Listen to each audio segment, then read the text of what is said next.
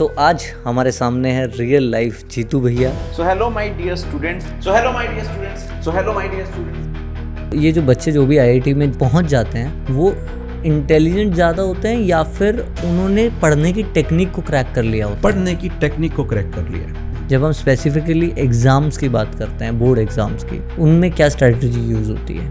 It's very easy to crack the exam pattern for Indian boards. इसको बोलते हैं game of probability. एक special trick है, usually मैं अपने सेशंस में बताता हूँ। सर मतलब ये एक ऐसी चीज़ है जो मैंने अभी तक नहीं सुनी और ये बहुत ही आसान है। एक स्टडी टेक्निक है। I'll tell you, it's a magical thing. SQRRR. Survey, question, read, recite and review. वैसे ही जो इंसान जिंदगी में जितना क्रैक कर लेता है वो किसी भी फील्ड में क्रैक कर सकता है। जी एब्सोल्युटली। अगर आपको लग रहा है कि आप ये शायद क्रैक नहीं कर पाएंगे, आप उनसे बात कीजिए जिन्होंने किया है। बच्चे क्या करते हैं, रात को सोचते हैं घर में शांति है तो पूरी रात पढ़ते हैं 2-3 बजे तक और बाकी दिन सोते हैं, बट एग्जाम वाले दिन जल्दी उठना होता है। हाँ। तो वो जल्दी उठते हैं। अगर कल एग्जाम है तो आज पूरी रात मत सो। इससे बेकार कोई स्ट्रेटेजी नहीं हो सकती। एग्जाम स्ट्रेस को आप बच्चों के बीच में कैसे देखते हैं? देखिए क्या है ना, अगर आप स्ट्रेस्ड हैं, एंग्जियस हैं या डिप्रेस्ड हैं, ये बात क्लियर है कि आप इंटेलिजेंट हैं। क्या गलतियां करते हैं जो बच्चे एग्जाम के टाइम आप नोटिस करते हैं? सबसे बड़ी गलती, कई के स्टडीज में बताया कि गेम खेलने से बच्चों की जो फोकस है वो इम्प्रूव होता है। सब झूठ है। He is the founder of Gurukul practice centre, mister Ravi Alawat. Thank you so much ji.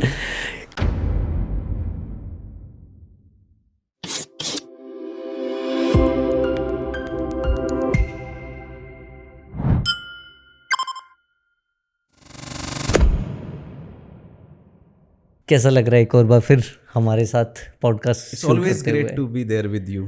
It's always, very enlightening session.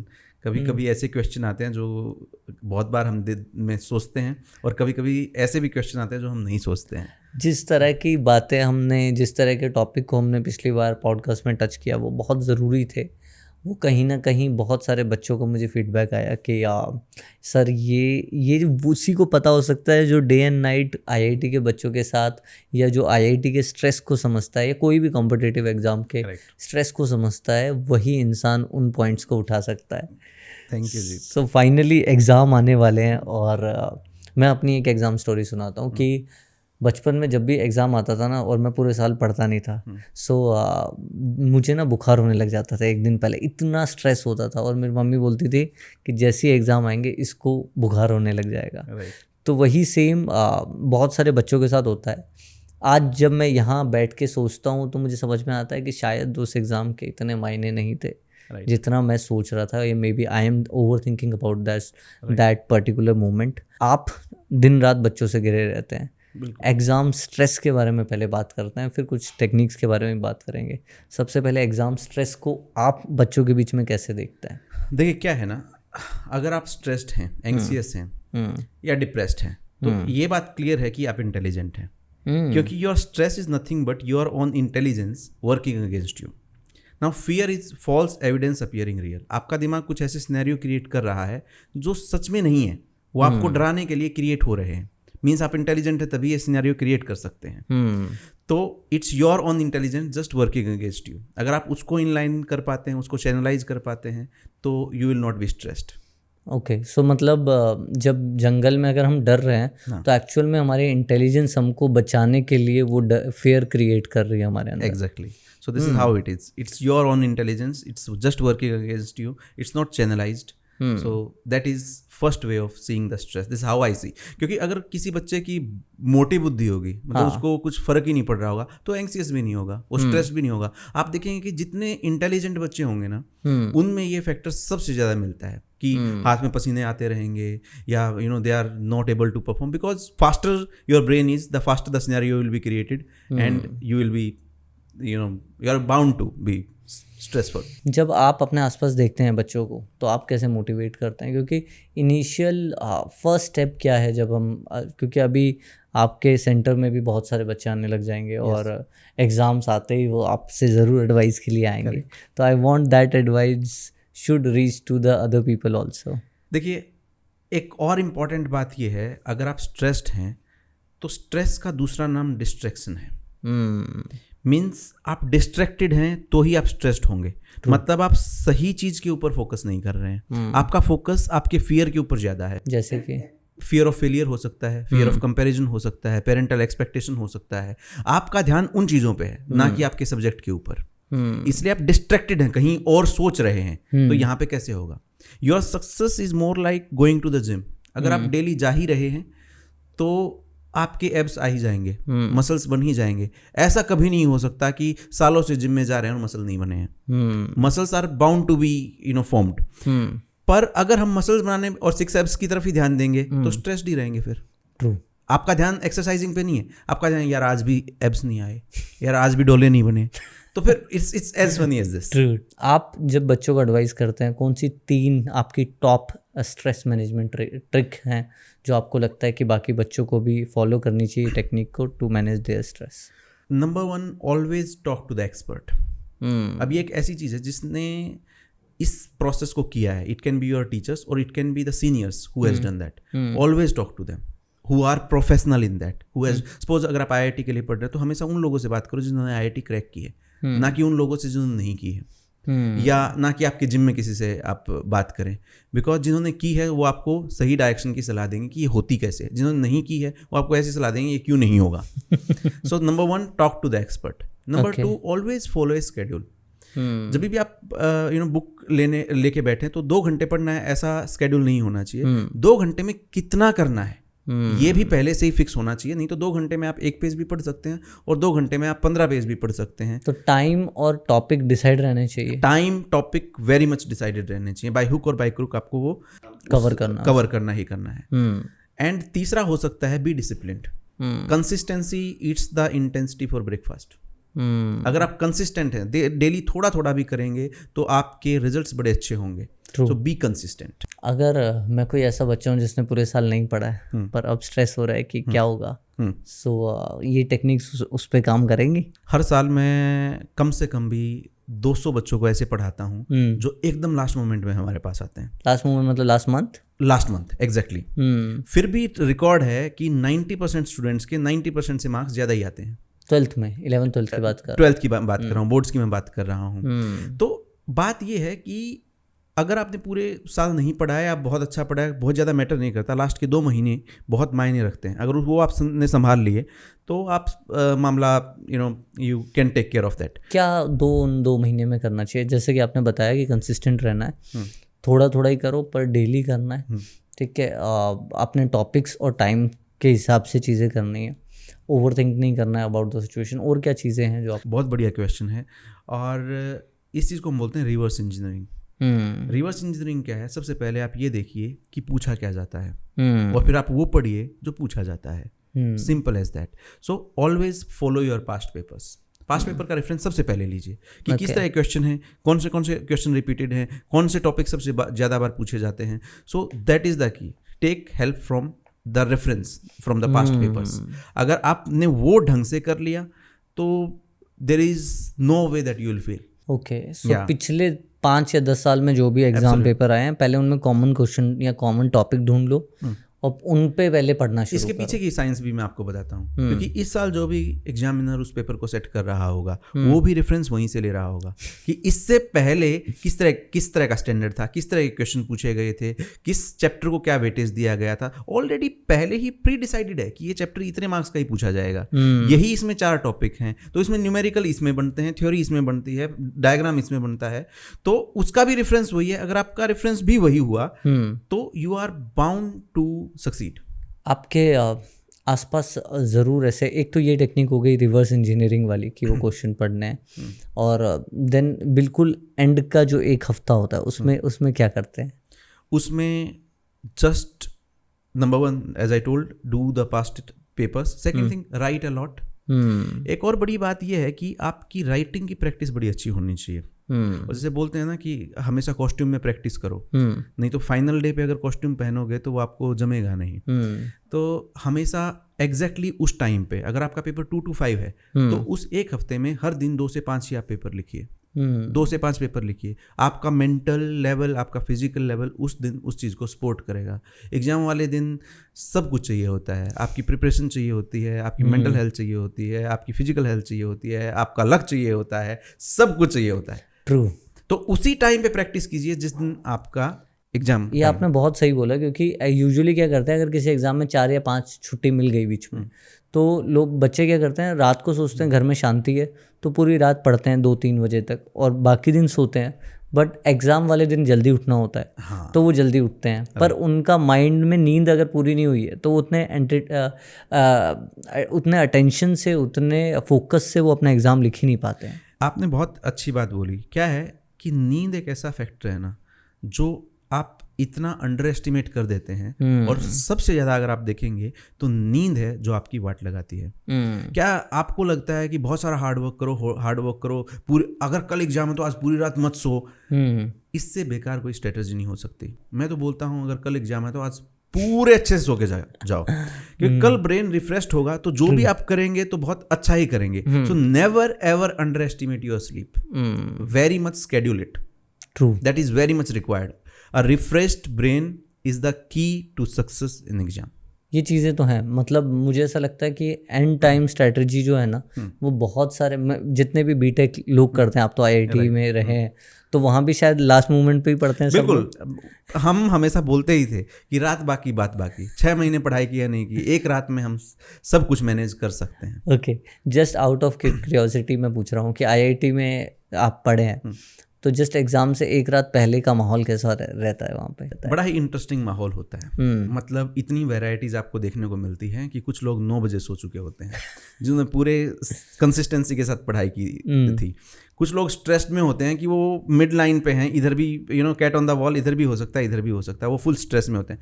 और कुछ लोग जिन्होंने पता है कि 6 महीने पढ़ाई नहीं की, इनफैक्ट 4 दिन की छुट्टी थी उसमें भी 3 दिन सोए हैं, उनको पता है कि नींद हम पूरी कर चुके हैं, अब जो ये है यही रात है, अब पेपर के बाद सोएंगे। और कमाल की बात यह है कि सक्सीड सारे होते हैं because they all are the top brains. IIT college में बच्चे फेल नहीं होते? नहीं, फेल होते हैं, बट फाइनल एग्जाम्स में अक्सर वो पास होते हैं क्योंकि उनको पता है कि व्हाट वर्क्स फॉर यू। ये बड़ा इंपॉर्टेंट पॉइंट है, क्योंकि जो अब पेरेंट्स बोलते हैं कि मॉर्निंग में पढ़ो। अब कई लोग होते हैं जो मॉर्निंग में प्रोडक्टिव नहीं होते हैं, कई लोग होते हैं जो नाइट में प्रोडक्टिव नहीं होते हैं। ये कहीं ना कहीं स्टूडेंट्स की इंडिविजुअलिटी पे डिपेंड करता है कि what works for them. Actual में ये जो बच्चे जो भी आईआईटी में पहुंच जाते हैं, वो इंटेलिजेंट ज़्यादा होते हैं या फिर उन्होंने पढ़ने की टेक्निक को क्रैक कर लिया होता है? पढ़ने की टेक्निक को क्रैक कर लिया है। इसलिए अगर आप देखेंगे, जैसे बिहार एक स्टेट है और माना जाता है कि बिहार से सबसे ज़्यादा आईएएस आईपीएस निकलते हैं। ऐसा नहीं है कि सारा टैलेंट ही वहाँ पे बोर्न हो रहा है, उन्होंने एक कोड है जो क्रैक कर लिया है। आप देखेंगे कि एक ही परिवार से 5 आईएएस हैं, दे हैव क्रैक्ड इट। एक ही परिवार के 5 एक ही स्पोर्ट्स में हैं, ट्रू, हरियाणा के सारे कुश्ती में ही हैं, उन्होंने वो क्रैक कर लिया है कि क्या खाना है, कब खाना है, कब उठना है। सेम वे मोर और less it depends on your strategy, जो इसलिए एक एक्सपर्ट हेल्प बड़ी इंपॉर्टेंट होती है। तो एग्जाम में इंटेलिजेंस से ज़्यादा स्ट्रैटेजी मैटर करती है।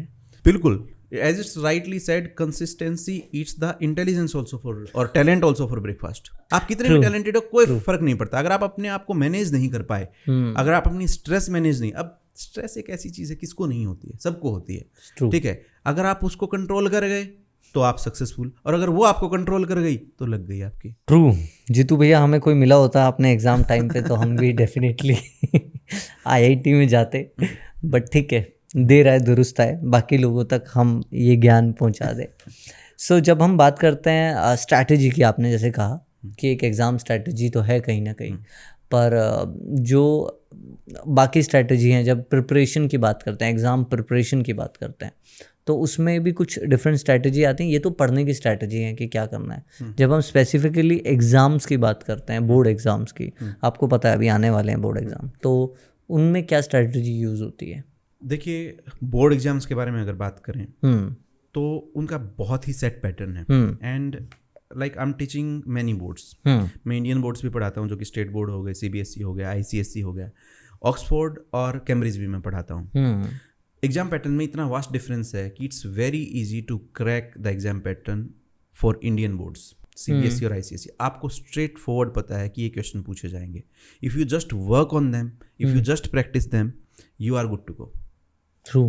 So this is the strategy that कहीं ना कहीं फर्स्ट स्टार्ट यहीं से होता है एंड देन कि वो एग्जाम लास्ट के 10 साल के एग्जाम या पैटर्न क्या है, किस तरीके से पूछा जाता है, 2 मार्क के क्वेश्चन में कितना लिखना है, 5 मार्क के क्वेश्चन में कितना लिखना है। दूसरी गलती ये हो जाती है कि 1 नंबर का पूछा गया है क्योंकि आपको पता था आपने 5 नंबर जितना 3 पेज लिख दिए हैं। राइटिंग प्रैक्टिस भी नहीं करते बच्चे। वेरी वेरी इंपॉर्टेंट, इसलिए राइटिंग बहुत ही ज़्यादा ज़रूरी है। अब जैसे क्या है, I think this question that you are asking is for the student who hasn't studied.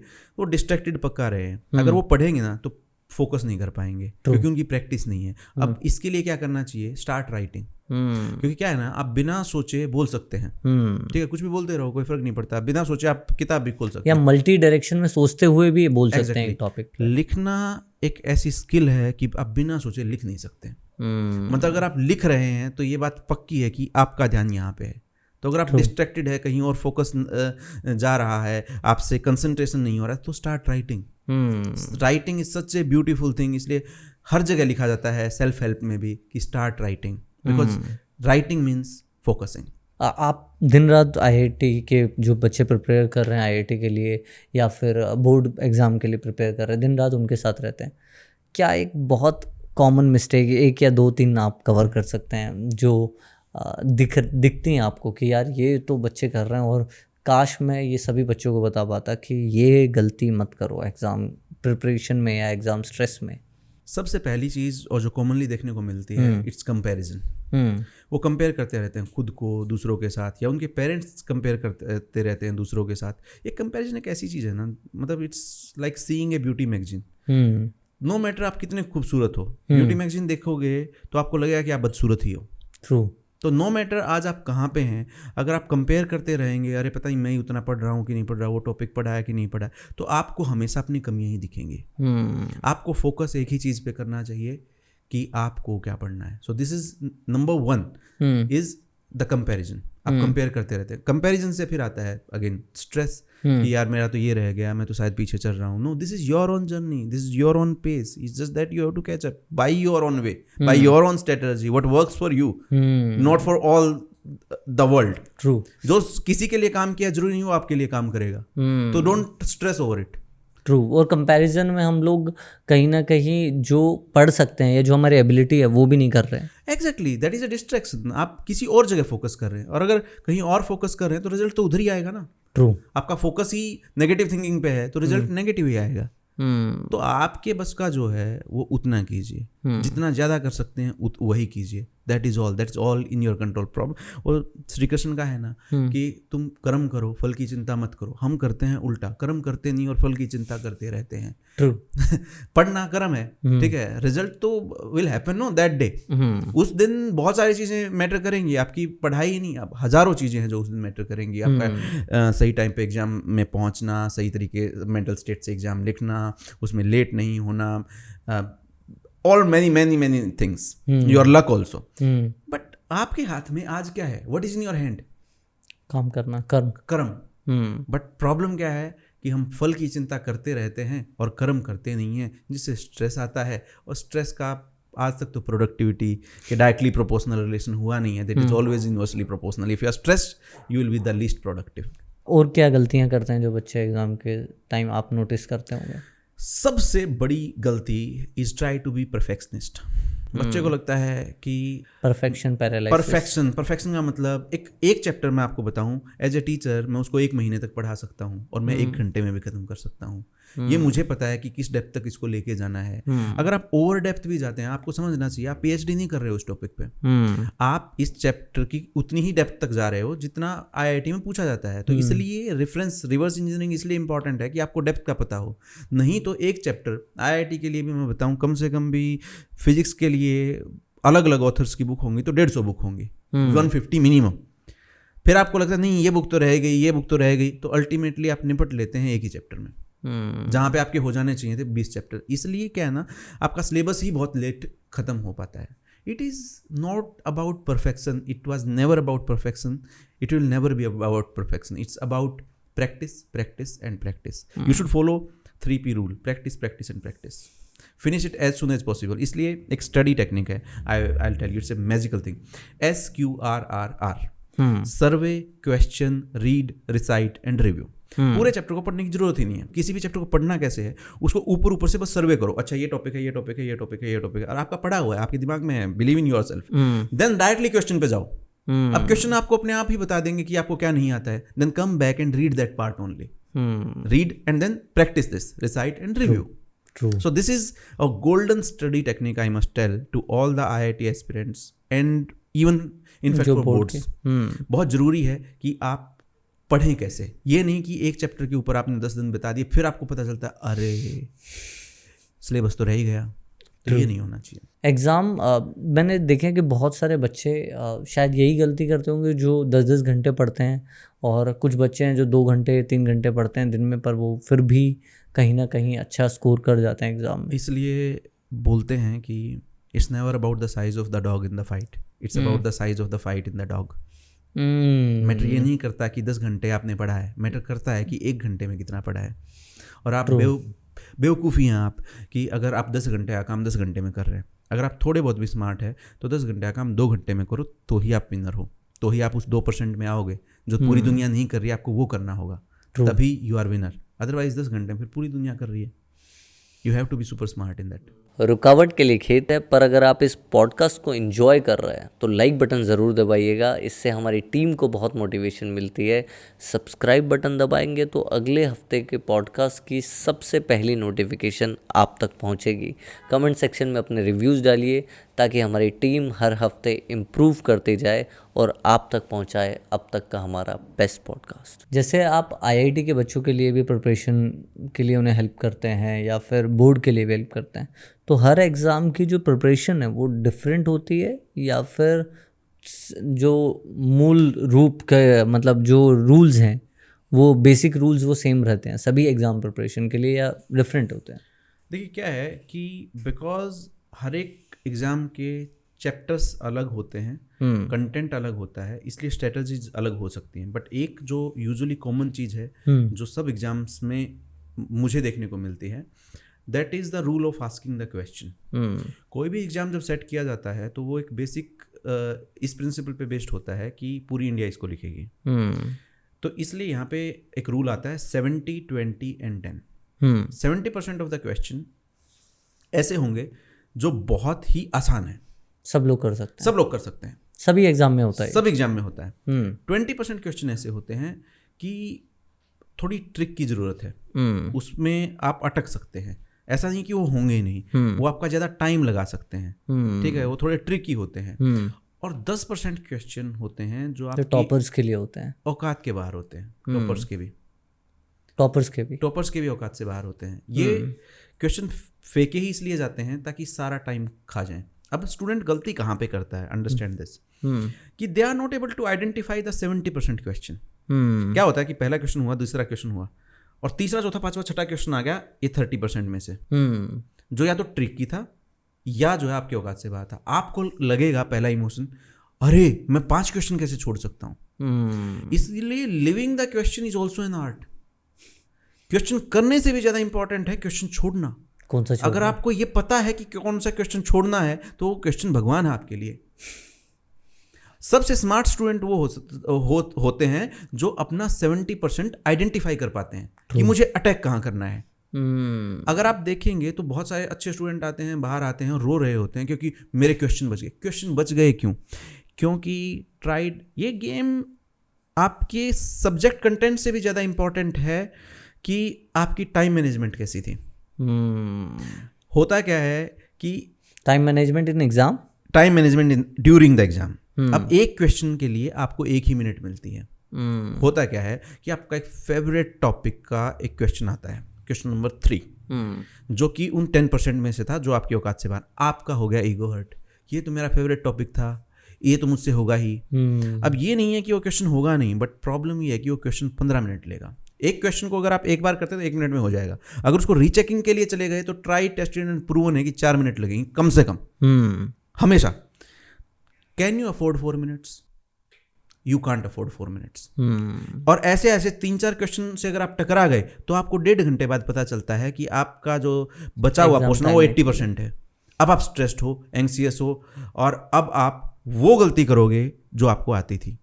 तो प्रॉब्लम कहाँ पे हुई कि आप अपना 70% आइडेंटिफाई ही नहीं कर पाए। ट्रू। तो बहुत इंपॉर्टेंट है प्रैक्टिस। क्यों इंपॉर्टेंट है? प्रैक्टिस आपको ये दिखाती है कि मुझे मेरे 70% कौन से हैं। 1.5 घंटे में 70% खत्म हो जाने चाहिए, फिर जाके आप ट्रिकी से उलझो। ट्रू। और जो ये पता है कि ये तो देखा ही नहीं था, ये तो होगा ही नहीं, the question is god to you because it is saving your 1 minute also. इसको भी टैकल करना है, ठीक है। इसको बोलते हैं गेम ऑफ प्रोबेबिलिटी। ये एक स्पेशल ट्रिक है जो स्टूडेंट्स यूजुअली मैं अपने सेशंस में बताता हूँ, ठीक है, but that is later stage. Sir मतलब ये एक ऐसी चीज़ है जो मैंने अभी तक नहीं सुनी, ठीक है, और ये बहुत ही आसान है, बहुत आसान है, पर वही है कि लोग बड़ी चीज़ें करने के चक्कर में ना छोटी और आसान चीज़ों जो इफेक्टिव भी है उन चीज़ों को छोड़ देते। Simple is easy but very rare to find, very difficult to curate. True true true. जब जिन भी स्टूडेंट को मैं 70-20 और 10 का प्रिंसिपल पे कम से कम 6 महीने काम करना पड़ता है उनको ये क्वेश्चन से फाइट ना करने के लिए, क्योंकि आपका मन है वो अट्रैक्ट करेगा उस क्वेश्चन अगर एग्जाम सिर्फ इंटेलिजेंस का गेम नहीं है, फीलिंग को कंट्रोल का गेम है। Exactly, it's a game of your psychology कि आप कितने प्रिपेयर्ड हो। नो मैटर आपका कंटेंट पूरा तैयार है बट आप खुद को ही नहीं संभाल पाए, आपके स्ट्रेस को नहीं संभाल पाए, आपके टाइम को नहीं संभाल पाए, you are bound to fail in that. बहुत सारे स्टूडेंट ऐसे हैं कि उनको सपोज नीट का एग्जाम अगर एग्जाम्पल लेते हैं, 720 में से उनको 600 से कम कभी आया ही नहीं मॉक टेस्ट में, फाइनल में 250 में निपट गए। क्यों? क्योंकि उन्होंने बिना कॉस्ट्यूम की प्रैक्टिस की थी। अब क्या है ना, वो स्ट्रेस उस दिन सबसे पीक पे होता है, और उस दिन अगर आप नहीं संभाल पाए तो पूरे साल आपने क्या किया डजंट मैटर। इट इज कोई भी क्या है ना, it's your personality test also. ये ट्रू है। मतलब मुझे अभी लग रहा है कि ये बहुत जोर से हिट कर रहा है जीतू भैया कि कहीं ना कहीं जब हम देखते हैं कि जब इस तरह की चीज़ें हो रही हैं जहाँ पे बच्चे को लगता है कि मैं अपनी सारी नॉलेज उस क्वेश्चन में दिखा दूं जो मुझे आता है, हाँ। पर एक्चुअल में वो है तो 3 मार्क्स का ही क्वेश्चन है। एग्जैक्टली। तो अगर 3 मार्क्स का क्वेश्चन है तो मैं उसमें कितनी भी आर्ट दिखा दूं पर मिलेंगे 3 मार्क्स ही ना। एग्जैक्टली, हर क्वेश्चन की उतनी ही इंपॉर्टेंस है, उतने ही मार्क्स हैं। सो बेटर है कि अपना 70% जो है वो आप आइडेंटिफाई कर पाएं। स्मार्टनेस उसी में है। ये आई डोंट नो लॉजिकल है या नहीं, पर हमारी लाइफ में भी यही होता है। हाँ। कि जो इंसान जितना इम्पोर्टेंट है उसे उतनी इम्पोर्टेंस दो। हाँ। ज़रूरत से ज़्यादा दोगे तो एग्जैक्टली जिंदगी का एग्जाम खराब हो जाएगा। आप मुंह केवल गिरोगे, कोई नहीं रोक सकता। आपके पास जो स्टूडेंट्स आते हैं, कभी ऐसा जैसे वो कोटा फैक्ट्री में जीतू भैया के पास वो पर्सनल चीज़ें लेके आते थे, कोई ऐसा आता है बच्चा पर्सनल या रिलेशनशिप रिलेटेड प्रॉब्लम लेके? एवरी सिंगल स्टूडेंट, सब every single day. I know my students in and out. I know what crisis they are going through in their personal life, in their home life, in their social life. So I know them in and out, and that is the way. That's why a personal attention is very important to a student. आपको पता होना चाहिए कि वो किस दौर से गुजर रहे हैं। तो आप एडवाइस देते हैं वैसे कि relationship is okay for the students जो हैं अभी प्रिपेयर कर रहे हैं या बोर्ड में है या स्कूल में? आई डोंट नो, मतलब हमारे टाइम पे तो शायद 11th-12th में ये सब होने लगा था, बट अभी आई डोंट नो अभी क्या चल रहा है। देखिए मेरे हिसाब से, see I am not a relationship coach, but मेरे हिसाब से it's bound to happen. It's your nature. You are, अगर ये आपके साथ नहीं हो रहा है दैट फीलिंग डेवलपमेंट, तो कुछ प्रॉब्लम है।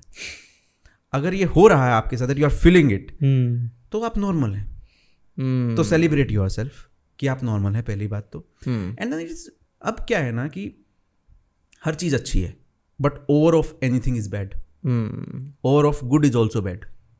ट्रू। तो जब तक वो आपके कंट्रोल में है सब अच्छा ही है। एग्जाम के क्वेश्चंस में भी ओवर इन्वेस्टमेंट नहीं करना है और इंसानों में भी ओवर इन्वेस्टमेंट नहीं करना। Never. If till that time it is supporting you, it is giving you a dopamine, it is giving you a good feeling, fine, no? अच्छी बात है। उससे बुरा तो ये होगा ना कि आप डिप्रेस्ड घूमते रहें कि जिंदगी में कुछ हो ही नहीं रहा है, ये खराब है, वो खराब है। If your relationship is giving you strength, there is no problem. True. But the thing is that, again, are you matured enough? इसमें भी मैं ये बोलूँगा कि क्या ना, ये still it's a taboo, पता नहीं क्यों कि ये बोला जाता है कि रिलेशनशिप के बारे में बात मत करो। I think the parents should be open enough to talk about it, the teacher should be open enough to talk about it, because you can give them advice. True. And as a student you should be matured enough कि आपको ये पता होना चाहिए कि आपको नहीं पता है कि कैसे इसको हैंडल करना है। अगर आप एक गाइडेड तरीके से जाएंगे तो आप दोनों में ही सक्सेसफुल होंगे। आपको ये पता होना चाहिए कि कैसे इसको अपने कंट्रोल में रखना है, ना कि ये आपको कंट्रोल करे। दूसरा, ओवर भागना नहीं है इन सब चीज़ों के पीछे, या ओवर जो लोग इमेजिन कर लेते हैं इन देयर हेड की, और वो जब वैसा नहीं होता जैसा वो चाहते हैं तब वो ज़्यादा परेशान होते हैं। बिल्कुल बिल्कुल, इसलिए उस दुनिया में नहीं रहना है। See if you have a feeling कि आपको ऐसा फील हो रहा है, गो and talk.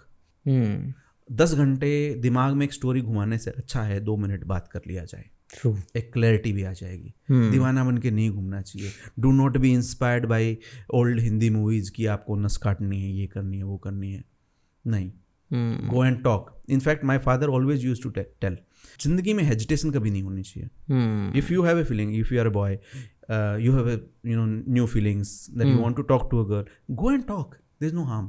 Be open to suggestion, ठीक है, and explore, there's no harm in that. I strongly feel it, say it and believe it. चाहे वो गर्लफ्रेंड का रोल हो या फिर पेरेंट्स का रोल हो, जब हम एग्ज़ाम की बात करें, क्योंकि this podcast is all about exam stress and other things, techniques, तो क्या पेरेंट्स का या गर्लफ्रेंड्स का या बॉयफ्रेंड्स का या कोई भी आपका शायद बेस्ट फ्रेंड हो, क्या रोल है एग्ज़ाम के प्रिपरेशन में या जो भी इंसान प्रिपेयर कर रहा है उसमें? पेरेंट्स का ऐसा है, मैं पेरेंट्स के लिए यही सलाह दूंगा कि आपके हाथ में जो है वो है अच्छा खाना देना। कभी कभी स्टूडेंट्स खाने को कम कर देते हैं या स्ट्रेस की वजह से कुछ चीज़ें अवॉइड करते हैं। As a parent, first thing you should do is give them very healthy food. You become what you eat. True. आपकी थॉट्स भी तभी पॉजिटिव रहेंगी, आप भी तभी रिफ्रेश्ड रहेंगे जब आप खाना बहुत अच्छा खाएंगे। और जब आप पढ़ते हैं ना, आपकी जो मेंटल एक्सरसाइज होती है उसमें सबसे ज़्यादा भूख लगती है। True. तो पेरेंट्स का सबसे पहला रोल है take care of the food. Second, never ever ever ever ever compare. आप एक्स्ट्रा प्रेशर मत डालिए। अगर इस टेस्ट में मार्क्स नहीं आए ना तो देखो हम कुछ कर देंगे, ठीक है, हमारे उम्मीदों पे पानी फिर जाएगा, या इतना लोड मत डालिए। वो ऑलरेडी इट्स मोर लाइक एक सैनिक को आप बता रहे हो कि लड़ाई बुरी होती है, अरे गोली तो उसी को लगनी है। उस एक सैनिक से अच्छा किसको पता होगा कि लड़ाई बुरी है? जो गोली के सामने खड़ा है। तो स्टूडेंट ऑलरेडी एक स्ट्रेस से गुजर रहा है, तो do not make it more, try to make it less. True. जो पेरेंट्स कंपेयर करते हैं कि इसका पड़ोसी का बच्चा ज़्यादा अच्छा कर रहा है, या कई बार लोग लालच भी देते हैं कि अगर तुमने ये एग्ज़ाम पास कर लिया तो बाइक मिलेगी या कार मिलेगी या XYZ आईफोन मिलेगा। सो वो सही है? इस पे ना बड़े मिक्स्ड इमोशन है मेरे, बट थोड़ा नेगेटिव की तरफ ज़्यादा है। क्या है ना कहीं आप बच्चे को ट्रेन कर रहे हैं, और वो आजकल पेरेंट्स बचपन से ही कर रहे हैं कि देख ये कर, तुझे 2 घंटे टीवी देखने मिलेगा, ये कर, तुझे 2 घंटे बाहर। तो आप साइकोलॉजिकली उसको क्या कर रहे हैं कि यू आर टेलिंग देम कि कुछ करने पे ही कुछ मिलेगा। इसलिए क्या है ना, रिलेशनशिप, पेरेंट्स और स्टूडेंट रिलेशनशिप बेकार होती जा रही है। क्यों ऐसा हो रहा है? क्योंकि एक टाइम के बाद आप एज ए पेरेंट क्या ही दोगे। ट्रू। तो फिर वो क्यों ही करेगा? ये आपने सही बोला कि कहीं ना कहीं वो रिवॉर्ड के लिए फिर कुछ करेंगे, सीखने के लिए नहीं। यस। और वो फिर वो रैट रेस में घुस जाएंगे। एग्जैक्टली। जहाँ पे नहीं जाना चाहिए, या जो स्ट्रेस उसको होगा उसके बाद। एग्जैक्टली। और या मे बी आप एज अ पेरेंट्स उसके ऊपर एक और स्ट्रेस डाल रहे हैं कि नहीं हुआ तो बाइक भी नहीं मिलेगी। और सबसे दिल के पास वाला एग्जांपल बताता हूँ। अक्सर सबसे क्लोज चीज़ आज के टाइम पे फ़ोन है, आईफोन है। आपके बच्चे ने 10th पास किया है, आपने दे दिया आईफोन। आपने सीधी सीधी रिवॉल्वर दे दिया उनको बिना ट्रेनिंग के। अब ये गोली किस तरफ चलेगी आपको पता नहीं है। अब फिर क्या होता है, now they are in gaming, they are in phones, maybe they are chatting to whom someone they are not supposed to. फिर क्या है ना, आप दे तो सकते हो, ले नहीं सकते। ठीक है, पेरेंट्स के हाथ कांपते हैं कि मोबाइल वापस लेने में। उनको पता है कि ये गलत जा रहा है, आपने ही दिया था। ट्रू। अब आप वापस नहीं ले सकते हैं। अब ये तीर है जो कमान से निकल चुका है, अब आपके ऊपर, आपके पास कोई कंट्रोल नहीं है। इसलिए ज़्यादा प्यार के चक्कर में सिचुएशन को ख़राब ना करें। ये ब्राइब अक्सर वैसा ही काम करती है। आप कभी भी देखेंगे, आपने सेकंड एग्जांपल बाइक का लिया था, उसी बाइक से एक्सीडेंट होता है। क्योंकि आपने बच्चों को टाइम से पहले, मैच्योरिटी से पहले, इनफैक्ट औकात से पहले बाइक दे दी है। क्या होगा? They won't be able to handle it, they don't know how to use it. You are responsible for that as a parent. Porsche वाला एग्जाम्पल तो सबके सामने ही है। एग्जैक्टली। बिल्कुल, ट्रू। हजारों ऐसे एग्जाम्पल हैं। तो ये तो था पेरेंट्स का रोल, बट जैसे आपने बोला कि टाइम बहुत इंपॉर्टेंट है एग्ज़ाम के वक्त जब एग्ज़ाम आ रहा है, सो टाइम मैनेजमेंट, क्योंकि यूजुअली जो बेसिक टाइम मैनेजमेंट है वो ये है कि सुबह उठेंगे 5 बजे, फिर पढ़ेंगे, एक्सरसाइज करेंगे या कुछ थोड़ा बहुत योगा करेंगे, फिर 5 घंटे पढ़ेंगे, फिर 2 घंटे का या 1 घंटे का ब्रेक लेंगे, फिर 5 घंटे पढ़ेंगे, और ऐसे करके यूजुअली बच्चे इसी तरीके से चलते हैं। सो आपका क्या इस पर एडवाइस है, या आप किस तरीके से देखते हो? क्या स्टूडेंट टू स्टूडेंट वेरी करेगा ये कि आप किस तरीके से पढ़ते हैं, या फिर एक स्टैंडर्ड टाइम या एक स्टैंडर्ड तरीका होता है टाइम को मैनेज करने का? देखिए क्या है ना, student to student, person to person, time to time, ये थोड़ा वेरी करता है, बट बेसिक रूल और ग्राउंड रूल सेम ही रहते हैं। आप उसको किस तरीके से देखते हैं? अब जैसे ग्राउंड रूल क्या है कि आप 1 घंटे के चक्कर में मत पढ़िए कि मुझे 2 घंटे पढ़ना है या 5 घंटे पढ़ना है। स्टूडेंट यही गलती करते हैं ट्रू। कि 5 घंटे पढ़ना है। आपको ये पता होना चाहिए कि मुझे आज के दिन कितना करना है, कितने नंबर ऑफ क्वेश्चन करने हैं, क्योंकि तभी आप जो काउंटेबल टर्म्स है ना उनके ऊपर काम कीजिए कि मुझे आज 200 क्वेश्चन करने हैं, तो ही आप बोल पाएंगे कि मेरा काम हुआ है। 2 घंटे में you can't measure anything. Second जो सबसे बड़ी गलती होती है कि आप स्केड्यूल तो बना लेते हैं बट आप उसको फॉलो नहीं कर पाते। क्यों? बिकॉज आप डिसिप्लिन नहीं थे। अच्छा, ये कोई ज़्यादा बुरी चीज़ नहीं है। या फिर मोटिवेशन में आपने टारगेट थोड़े बड़े रख लिए और 1-2 दिन हो भी जाते हैं। एग्जैक्टली, आपने इम्प्रैक्टिकल तरीका अपना लिया है, जिसकी या प्रैक्टिकल भी था प्रोबेबली, बट आप बिकॉज ऑफ मेनी रीजंस आप इसको फॉलो नहीं कर पाए। अब आता है सबसे dangerous factor, the feeling of guilt. अब आपके ब्रेन को एक सिग्नल जाता है कि तू आज भी नहीं कर पाया, तेरे से बेकार कोई है ही नहीं, तुझसे कुछ होगा ही नहीं। तो जो है ना, वो जब हावी होने लगता है और 2-3 बार अगर हो जाए तो आपकी सेल्फ वर्थ ही नीचे चली जाती है और आपकी प्रोडक्टिविटी नीचे चली जाती है। ट्रू।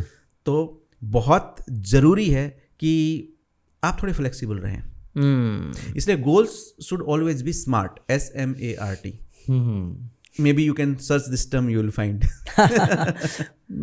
इसका मतलब मैं सिर्फ रिकलेक्ट कर रहा हूँ जो आपने बोला कि पहली चीज़ मोटिवेशन वीडियो देख लिया, ये पॉडकास्ट देख लिया, जब जो भी देखा वो देखने के बाद इतना बड़ा गोल अपने लिए बना लिया जो कि ज़रूरी नहीं था, या फिज़िकली आप इतने कंपैटिबल है ही नहीं कि आप इतना बड़ा गोल अचीव कर पाएँ। शायद आप उस मोटिवेशन की वजह से 1-2 दिन तक वो करें, पर तीसरे दिन जब आप फिज़िकली उतने फिट नहीं हैं कि आपका मेंटली इतना फोकस नहीं कर पा रहे हैं, तो तीसरे दिन आपको रिग्रेट आने लगेगा कि जो मैंने टारगेट दिया वही नहीं कर पाया। Yes.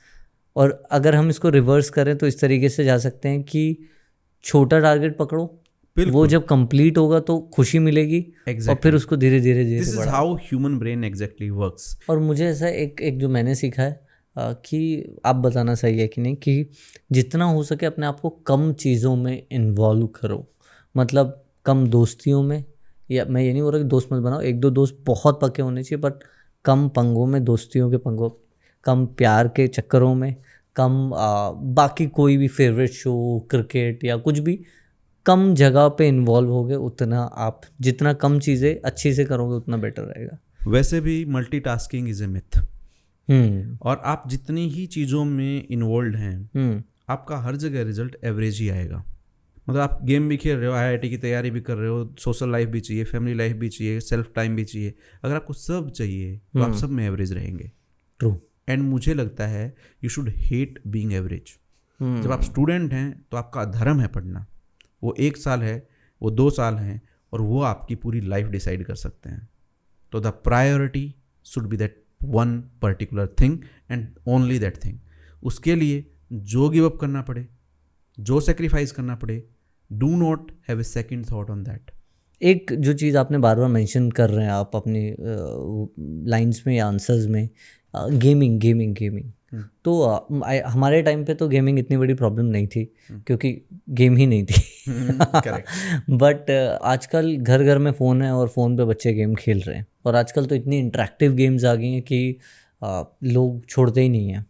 So is it a real problem? अभी आप दिन रात बच्चों के साथ रह रहे हैं, तो क्या रियल में गेमिंग प्रॉब्लम है, या आप रेकमेंड करते हैं बच्चों को? क्योंकि कई के स्टडीज़ में बताया कि गेम खेलने से बच्चों की जो फोकस है वो इम्प्रूव होता है। सब झूठ है। झूठ है? साफ झूठ है। कि क्या है ना, गेमिंग, अब क्या है ना, गेम्स इतने इंटरेक्टिव हैं, उनकी स्ट्रिक्स होती हैं। ठीक है, आपको लगता है कि मेरे 6 महीने हो गए हैं और अगर आज नहीं खेला तो मेरी स्ट्रिक 6 महीने की टूट जाएगी, वो आपको कहीं ना कहीं लत का आदी बना रहे हैं। तो गेम्स कंप्लीटली डिस्ट्रक्टिव हैं किसी भी एंगल से। आज तक मैंने उसका कोई पॉजिटिव इम्पैक्ट नहीं देखा है। इससे एग्रेशन आता है, इससे झूठ बोलना आता है, इससे प्रोक्रेस्टिनेशन आता है, इससे सारे ही नेगेटिव इफेक्ट आते हैं। ये मतलब इट्स मोर लाइक कि लिमिटेड अमाउंट में दारू पीना सेहत के लिए अच्छा है। ये बिल्कुल वैसा ही लॉजिक है कि थोड़ा गेम खेलना सेहत के लिए अच्छा है। जो स्मोक करता होगा उसको वो भी बोलेगा अरे स्ट्रेस भगाने के लिए स्मोक अच्छा है।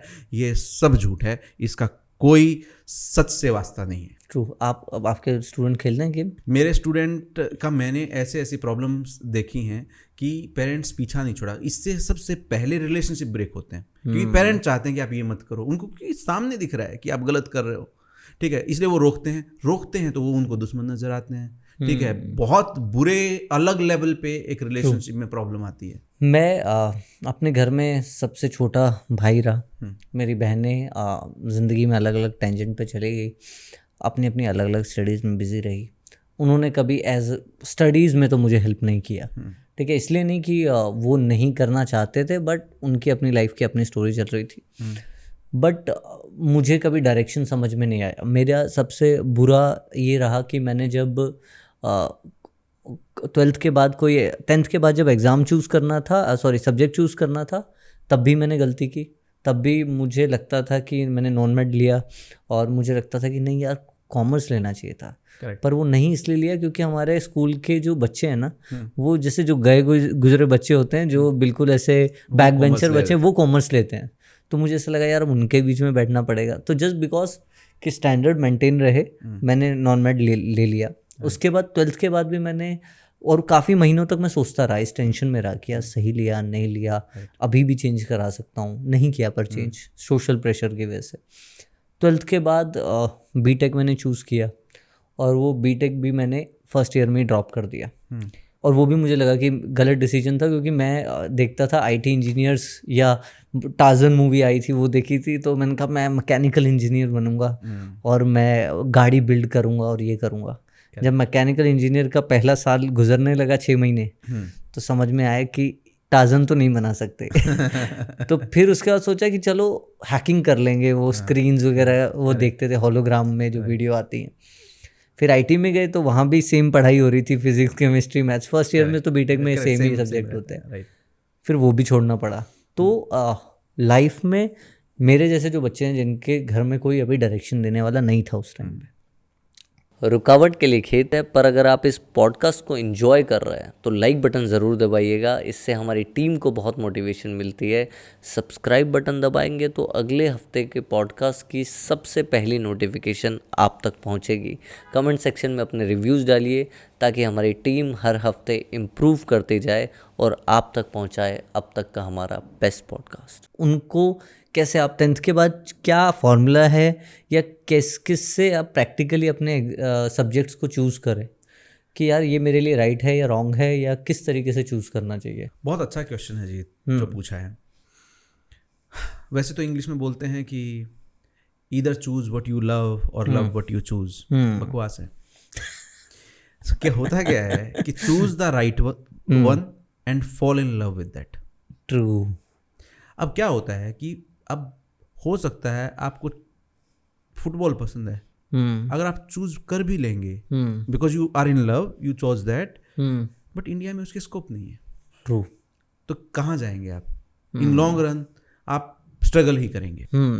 तो आप ये देखिए आपकी सराउंडिंग में डिमांड किस चीज़ की है, सही स्कोप किस चीज़ का है, किसकी हाई प्रोबेबिलिटी है सक्सीड होने की, किसकी डिमांड बहुत ज़्यादा है, सप्लाई बहुत कम है। Based on that should be your first factor. अगर आप वो एनालाइज कर पाते हैं बहुत अच्छी बात है, नहीं एनालाइज कर पाते हैं तो भी कोई दिक्कत नहीं है। इन दैट केस जब तक आपको क्लैरिटी ना आए, अब क्लैरिटी क्या होती है कि क्लैरिटी ज़िंदगी में आपको बहुत लेटर स्टेज तक भी नहीं आती है, ठीक है।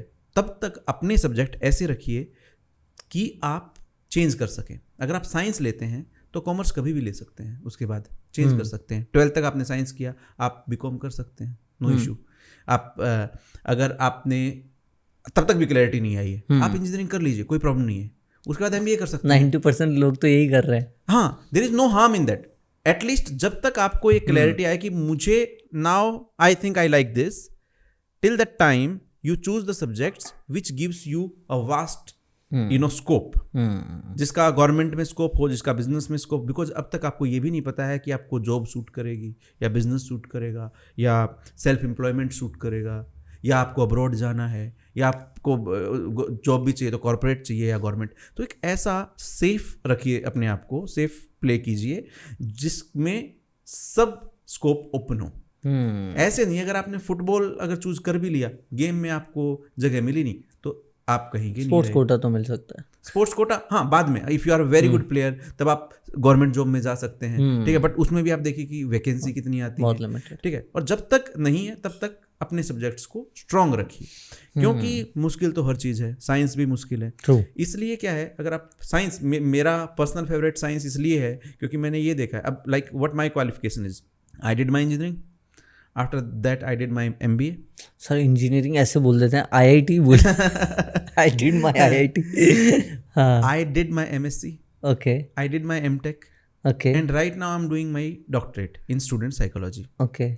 सो अब तक मैं भी शायद एक्सप्लोर ही कर रहा हूँ कि मेरा अब कौन सा नया इंटरेस्ट है, और मेरी एजुकेशन कंटिन्यू ही रहेगी क्योंकि मुझे बहुत सारी फील्ड एक्सप्लोर करने। तो तब तक मुझे लगता है, अब आज मैं चाहूँ तो मैं हिस्ट्री में मास्टर्स कर सकता हूँ। It is okay if it was not there till my graduation, my experience supports that. तो जब तक क्लैरिटी ना आए तब तक अपने आप को सेफ जोन में रखिए। पर ये आप उन बच्चों के लिए बात कर रहे हैं जो शायद बहुत अच्छे हैं पढ़ने में, या जिनका जो कर सकते हैं, क्योंकि जो बैक बेंचर्स कॉमर्स में हमारे टाइम में जा रहे थे स्कूल में, मुझे नहीं लगता था कि वो साइंस में कर पाएंगे, या उनके बैच से भी कुछ लोग आए और उनके लिए बहुत डिफिकल्ट हो गया साइंस में सरवाइव करना। After doing engineering I am telling you, anybody can do it. इसमें कोई बड़ी बात नहीं है कि कोई नहीं कर सकता है। वो बोलते हैं ना, if you think you can you can, if you think you can not you are right. रणभूमि में जीतने से पहले मनोभूमि में जीता जाता है। वो इंजीनियरिंग में फेल तब हुए जब उनको ऑलरेडी अंदर से पता था कि हम फेल ही होंगे, या उनकी सराउंडिंग ऐसी थी, उनकी सराउंडिंग बेकार थी जिसने बताया कि इंजीनियरिंग तेरे बस की नहीं है। So you can do anything, probably not everything but you can do anything. इसलिए मैंने बोला choose the right path and fall in love with that. अब आपने उसको जब चूज किया है तो make that the priority. Simple सी बात है, जो आपने बोला एग्जाम, हर एग्जाम के लिए जो IIT क्रैक कर लेता है उसको क्रैक करने का तरीका पता है, राइट। वैसे ही जो इंसान जिंदगी में जीतना क्रैक कर लेता है वो किसी भी फील्ड में क्रैक कर सकता है जीतना। एब्सोल्युटली। अगर आपको लग रहा है कि आप ये शायद क्रैक नहीं कर पाएंगे, आप उनसे बात कीजिए जिन्होंने किया है। आप उनसे मत बात कीजिए जिन्होंने नहीं किया है। अगेन ये हमारा फर्स्ट लाइन था। सो क्या है ना, आप ऐसे लोगों से बात करते हैं, वो बोलते हैं नहीं भाई इंजीनियरिंग सबके बस की बात नहीं है, नहीं भाई ये किसी के बस। अब हर कोई बेचारा जो जिसने IAS क्लियर नहीं किया होगा ये बताएगा ना ना ना इस चक्कर में मत पड़ना किस। तो लोग अपने हिसाब से, अपने लेवल के हिसाब से आपको सलाह देते हैं। तो आप ये समझिए कि सलाह लेनी किससे है, जिसका लेवल है, जो बात कर सकता है उसके बारे में। जो मुझे ऐसा लगता है कि हाँ, आपने बिल्कुल परफेक्ट कहा कि कहीं ना कहीं एग्ज़ाम जो हम जो भी सब्जेक्ट चूज़ करते हैं वो प्रैक्टिकल वे है कि आप एक ऐसा सब्जेक्ट चूज़ करें जिसमें कहीं ना कहीं आपके लिए फील्ड्स ओपन रहे। ऐसा ना रहे कि आपने आर्ट्स लिया तो अब बहुत सारी फील्ड आपके लिए ऑलरेडी बंद हो गई है।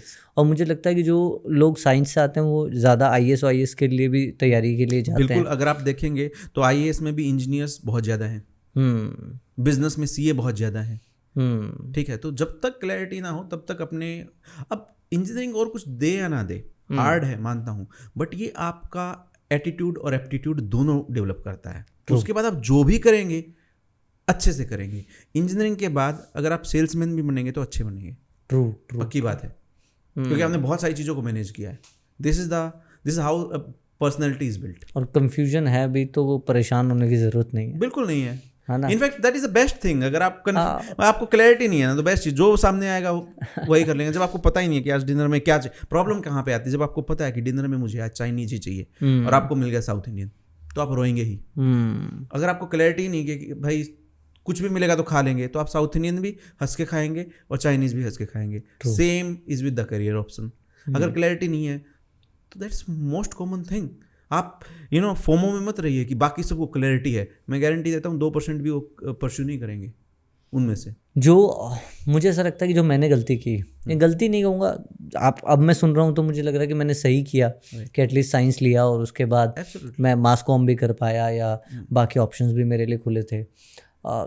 पीयर प्रेशर में जैसे मैंने उस टाइम पे मैं शायद कॉमर्स लेना चाहता था, शायद मैं नहीं लिया, पर पीयर प्रेशर में लोग कुछ सब्जेक्ट लेते हैं या बीटेक कर लेते हैं या सिर्फ आईआईटी की प्रिपरेशन इसलिए कर रहे होते हैं क्योंकि जैसे जब मैंने 12th पास किया तो बहुत सारे मेरे चाचा मामा ताऊ जी के लड़के सब बराबर के ही थे, तो सबके सब लड़के कोटा जा रहे थे, एक साल 2 साल वो लोग बर्बाद करके आए हैं। उन्हें दुख होगा पर सच्चाई है। तो उन सब ने लगाया, ठीक है, अपने 100% दिया होगा, नहीं हो पाया, that is the different thing. But उस पीयर प्रेशर में शायद मुझे भी मेरे घर वाले बोल रहे थे, पर मैंने वो स्मार्ट डिसीजन लिया कि नहीं, मुझे पता है बर्बाद हो जाएगा, तो मैं नहीं गया। बट स्टिल पीयर प्रेशर में लोग कोटा जाते हैं, प्रिपरेशन स्टार्ट करते हैं एग्ज़ाम की, या फिर सब्जेक्ट भी ले लेते हैं। तो आप क्या इसके बारे में सोचते हैं या क्या बोलते हैं? See, this is your story, this is your journey. It depends big time on you. It also depends on how hungry you are for that. True. If you are hungry enough, वो आप कोटा में भी करेंगे या आप जहाँ पे बैठे हैं वहाँ पे भी करेंगे, बिना किसी हेल्प के भी करेंगे। There will be 1,000 reasons not to do it. There will be one reason to do it. If you find your one reason, if you follow that, you will succeed. कभी आपने ऐसा बच्चा कोई देखा है जिसने जी जान लगा दी हो, सच में ऑनेस्टली तैयारी की हो, पर वो सक्सीड ना हुआ? बहुत सारे स्टूडेंट देखे मैंने। ठीक है, क्योंकि लाइक आई टोल्ड, वो जो फाइनल जिस दिन आएगा ना, उसमें बहुत सारी चीज़ें फैक्टर होंगे जिनके ऊपर आपकी कामयाबी डिपेंड करेगी। ठीक है, मैंने एक लक वर्ड भी मेंशन किया था। ठीक है, कई लोगों का मार्क करते हुए कुछ गलत हो जाता है, कई लोग उस दिन बस क्योंकि जाम था इसलिए लेट पहुंचे, उनका स्टार्टिंग ही खराब हो गया। बहुत सारे फैक्टर डिपेंड करते हैं, घर में कुछ हो गया, लड़ाई हो गई। पर ऑलवेज रिमेंबर, मेहनत एक ऐसी चीज है जो कभी बर्बाद नहीं जाती। ट्रू। आज नहीं तो कल वो काम आएगी और आपको एक अच्छा आदमी बनाएगी ही। मुझे भी ऐसा ही लगता है कि जब बीटेक में मैं गया, वो बीटेक इंजीनियरिंग का पहला साल, वो स्ट्रेस को देखना या फिर वो डिसीजन लेना कि अब ये नहीं करना है या मैंने गलत डिसीजन ले लिया है, लेट मी करेक्ट इट, वो ड्रॉप करना, वो बच्चों के साथ वो रिलेशन बनाना, हॉस्टल के बच्चों के साथ या उनके साथ वो बैठ के समझना, या इतने सारे लड़कों में पहली बार जाना और उनका माइंडसेट समझना, कोई बिहार से आ रहा है, कोई यूपी से आ रहा है, कोई आपका बंगाल से आ रहा है, तो बहुत ही डिफरेंट माइंडसेट होता है जब हम इंजीनियरिंग या बीटेक या आईआईटी वालों की बात करते हैं। करेक्ट। सो वहाँ से अगर आप एग्ज़ाम में भी इंटेलिजेंट नहीं हो पाए पर स्ट्रीट स्मार्ट हो जाते हो, मुझे ऐसा लगता है कि वहाँ से मुझे डर निकल गया मन से कि अच्छा लोग ही तो हैं, क्या होगा, स्ट्रीट स्मार्ट हो जाते हो आप। इसका सबसे बड़ा फैक्टर ये भी है कि आपको जो कंपनी मिलती है ना, you are the average of 5 people that you spend time with. True. आपको जो कलीग मिलते हैं, जो क्लासमेट्स मिलते हैं, वो इतने अच्छे होते हैं और वो आपको लाइफ टाइम सपोर्ट करते हैं। मैं बात आईआईटी बॉम्बे की करूँगा। आईआईटी बॉम्बे में जो पास आउट हैं, ठीक है, उनके ग्रुप्स हैं, वो आपको स्टार्टअप में हेल्प करेंगे। अब now they are at the established position, क्योंकि वो उस कॉलेज से थे। अब वो आपको कि हर they donate, they come for the lectures, they come for the seminars.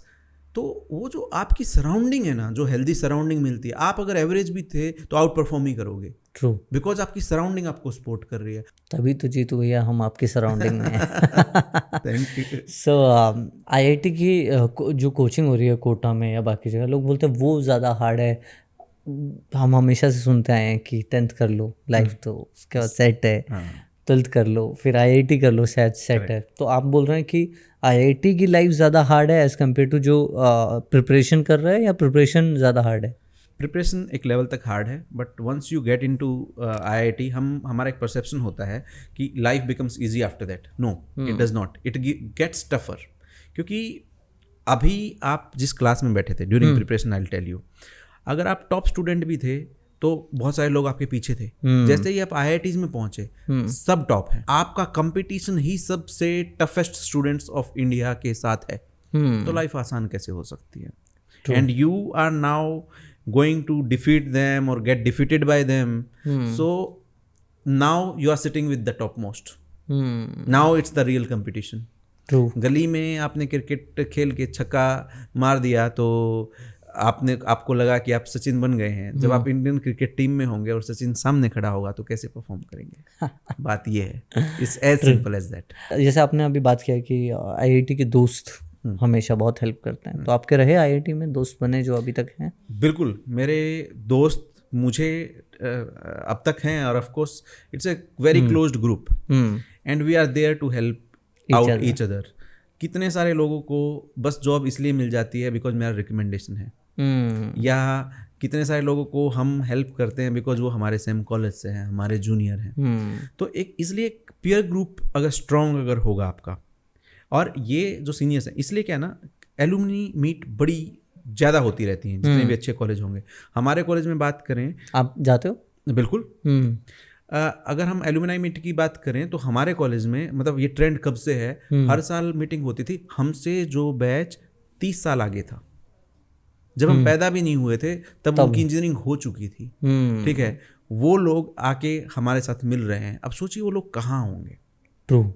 और वो कितनी हेल्प हमारी कर सकते हैं, कितना हम उनसे सीख सकते हैं। करते हैं help 100%।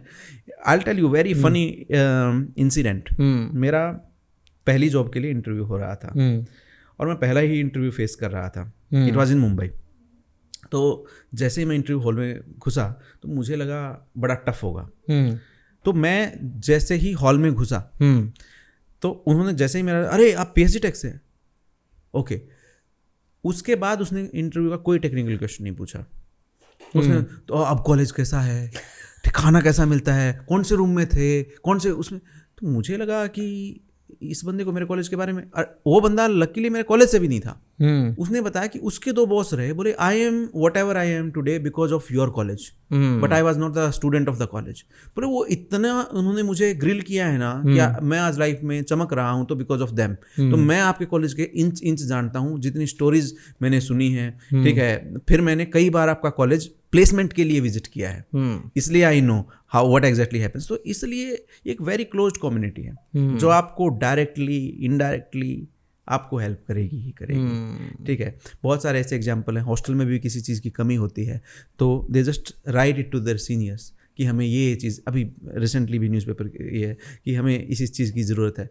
It directly comes, college को फंड करने की ज़रूरत नहीं है, ठीक है, जो एक्स एल्यूमनाई रह चुके हैं। एग्जैक्टली। और स्टार्टअप में, जॉब्स में तो मतलब इतनी हैंड होल्डिंग है कि आप सही जगह पे पहुंच ही जाएंगे। तो ये रीज़न है जिस वजह से आईआईटीएंस या जो टॉप कॉलेजेस के बच्चे हैं, चाहे उन्हें पैकेज ना भी मिले पर वो स्टार्टअप करते हैं, या जैसे अभी टीवीएफ है, वो पंचायत बना रहे हैं, कोटा फैक्ट्री बना रहे हैं, तो उनको इतनी बड़ी बड़ी स्पॉन्सरशिप्स या फिर वो इतने क्रिएटिव लोगों के साथ काम कर पाते हैं या टीम बना पाते हैं। बिल्कुल, दिस इज द रीजन कि उनका जो कम्युनिटी है वो बहुत स्ट्रांग है। आपका एक्सपोजर इतना ग्रेट है ना वहाँ पे, मतलब जो भी आपको मिलेगा बेस्ट मिलेगा। अगर आपके लैब्स भी हैं तो लैब्स बेस्ट होंगे, अगर आपकी लाइब्रेरी है वो बेस्ट होगी, सीनियर्स है वो बेस्ट होंगे, तो आपको हर तरीके से सपोर्ट मिल रही है।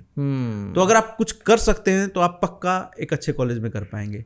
अब आप समझिए कि हम मानते हैं कि ये सारे स्टार्टअप अक्सर बाहर से ही क्यों आते हैं, या वो क्योंकि वहाँ के रूल्स ऐसे हैं, क्योंकि वहाँ पे माहौल ऐसा है कि फेवरेबल है आपके स्टार्टअप के लिए। इंडिया में एक स्टार्टअप शुरू करना is a tough thing, true, इसलिए उसका सक्सीड होना भी is very tough. Same way IITs आपको एक माहौल देती है। अगर आप में थोड़ा बहुत भी स्किल है तो आप सक्सेसफुल पक्का होंगे। ट्रू। वही अगर आप सुपर टैलेंटेड हैं बट एक नॉर्मल कॉलेज में आपको एक्सपोजर ही नहीं मिला ना, ट्रू, चाहे आइडिया कितना भी ग्रेट था बट वो एग्जीक्यूट नहीं हो पाएगा बिकॉज कॉलेज में वो माहौल नहीं मिला, वो सीनियर नहीं मिले, वो उस तरह की बात नहीं हुई। तो इसलिए बड़ा ज़रूरी है कि you are in a very good college. जो लोगों ने, जैसे मैंने अगर आईआईटी मिस कर दिया कि मैं बहुत कुछ मिस कर रहा हूँ, ऐसा अब मुझे फील हो रहा है। मुझे लगता है यस एवरीबडी, इसलिए आपको ना बहुत मेहनत करनी चाहिए एक सही जगह पे जाने के लिए। आप समझिए, अगर आपकी practice most of the fine brain के साथ हो रही है तो what kind of product you will become. बहुत ही amazing, thank you for sharing your IIT stories, I really loved that. Last advice you want to give to जो भी लड़का या लड़की, जो भी स्टूडेंट अपने आखिरी, मतलब अभी 2 महीने या 1 महीना बच जाएगा, और अभी तक शायद उसने उतना सीरियसली पढ़ाई नहीं की, बट अब उसको स्ट्रेस आ रहा है या वो सोच रहा है कि शुरू करना चाहिए, उसके लिए क्या बोलना चाहेंगे? मैं आपको बोलना चाहूँगा कि ये जो एग्ज़ाम का दौर है इसमें स्ट्रेस सबको होता है, डाउट सबको होते हैं, you are not alone, you are also going through the same. अब आपके हाथ में क्या है? आपके हाथ में है कि आप मेहनत करें, आप पढ़ें, और उसमें भी इम्पॉर्टेंट है कि आप क्या पढ़ें। Take help from your teachers. Asking एक ऐसी चीज़ है, अगर आप पूछेंगे तो आंसर ज़रूर मिलेगा। If the problem is clear, answer is always there. So seek help, do not hesitate in that, do not suppress your self. आप अपने आप में आइसोलेट मत हो जाइए, बात कीजिए how you are feeling and you will always get your answer. रही बात करियर की, it's not the last exam, it is not going to matter tomorrow. इससे कॉलेज मिलेगा, और इंडिया है, वर्ल्ड है, इतना कंपटीशन है, it's a never ending race. True. You always, there is no destination, it is always the path. So enjoy it and be a hard worker, be a smart worker. आपके हाथ में जो है उसमें कमी मत छोड़िए, फिर जो आपके हिस्से आएगा उसमें शायद ऊपर वाला कोई कमी नहीं छोड़ेगा। तो इसी अच्छी सोच के साथ आज का एपिसोड ख़त्म करते हैं। Thank you so much. मिलते हैं नेक्स्ट एपिसोड में, और I love this conversation, hope so. Thank you जी, thank you so much for having me. Thanks for watching, hope so कि आपको ये पॉडकास्ट पसंद आया हो। पसंद आया तो ज़रूर कमेंट में बताइएगा कि क्या पसंद आया और किस टॉपिक पर आप नेक्स्ट पॉडकास्ट चाहते हैं, ताकि हमारी टीम आप तक बेस्ट पॉडकास्ट पहुंचाती रहे। और हाँ, सब्सक्राइब बटन दबाइएगा तो अगले पॉडकास्ट का नोटिफिकेशन आप तक सबसे पहले पहुंचेगा। लाइक बटन दबाने से हमें मोटिवेशन मिलती है। मिलते हैं नेक्स्ट पॉडकास्ट पे, तब तक के लिए जय हिंद, जय भारत, लव यू ऑल।